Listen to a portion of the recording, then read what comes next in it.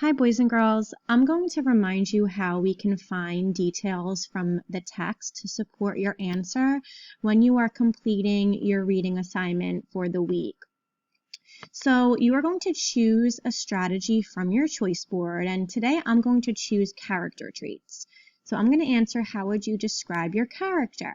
And I have these sentence starters here to help me.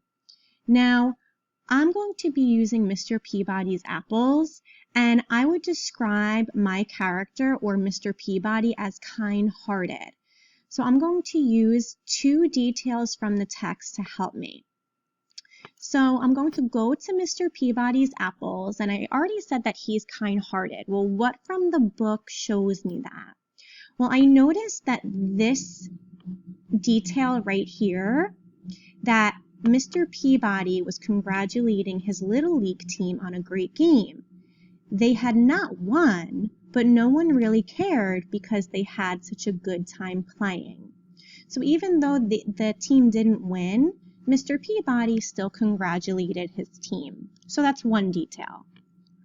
Another detail that I noticed is right here. It says Mr. Peabody was the history teacher at the local elementary school, and in the summertime he dedicated every Saturday to organizing baseball games with other schools.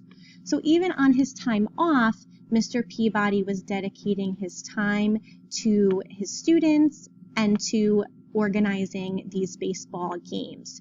So that shows me that he is very kind-hearted. So those are my two details. So in my paragraph, I wrote, I would describe Mr. Peabody as a kind-hearted man. One thing I noticed Mr. Peabody did was he congratulated his baseball team on a great game, even though they lost. Another thing I noticed in the text, Mr. Peabody dedicates every Saturday to organizing baseball games.